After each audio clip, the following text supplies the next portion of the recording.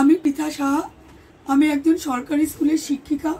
সুতরাং সাধারণ গৃহবধূর থেকে আমার একটু গলার উপর চাপই পড়ে, কারণ ছোট ছোট বাচ্চাদের আমাদের নিয়েই কাজকর্ম করতে হয়। সুতরাং আমাদের গলার উপর যে চাপটা পড়ে, সেই কারণেই হোক বা বিগত বিভিন্ন কারণেই হোক, আমার গলাটা একটু ধরা, একটু না বেশ ভালোই ধরা। 2021 জানুয়ারি মাসে আমি ওনার কাছে এই সমস্যা নিয়ে এসেছিলাম। তারপর বিগত 2 মাস আগে পর্যন্ত আমি একদম মোটামুটিভাবে ভালোই ছিলাম, কিন্তু 2 মাস আগে গলার ইনফেকশনের কারণে, যেটা নাকি এখন 8 থেকে 80 সবারই যে জ্বর ইনফেকশনটা হচ্ছে, সেটা আমারও হয়েছিল। সেই কারণে আমাকে অ্যান্টিবায়োটিক নিতে আমি বাধ্য হই। তারপর থেকে আমার গলাটা আবার আগের মতো অবস্থায় ফিরে আসছিল না।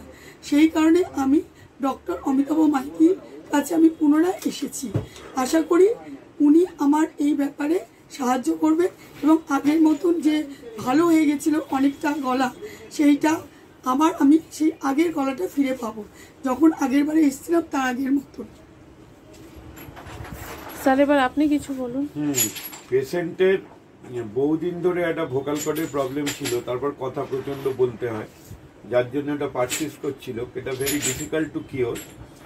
কিন্তু আমি প্রথম দিন দেখে আমি একটা ল্যারিঙ্গোস্কোপি লিখি, তার কারণ হচ্ছে আজকাল একটু অ্যাঞ্জিওমা মতো হচ্ছে ভোকাল কর্ডে, যেটা আগে এগুলো হতো না। এখন অ্যাঞ্জিওমা কোন দিকে টার্ন নেয় বা কি নেয় বা অন্য কিছু কি না, সেটাও একটা সেটা পেশেন্টের সামনে বলা হয়নি।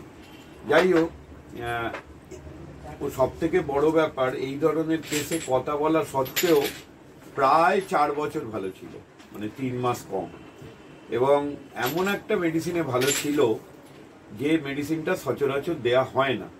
যাই হোক, মেডিসিনটা ঠিক ছিল, তার একটাই কারণ হচ্ছে ভালো ছিল। তারপর আমি এই প্রথম দিনই কিন্তু অ্যাঞ্জিওমা আমি লিখে দিয়েছিলাম যে একটা দেখিয়ে। তারপর ও খুব ভালো কাজ করেছে, ল্যারিঙ্গোস্কোপিটা করিয়ে এসছে, তাতে আমার সুবিধা হয়ে গেল।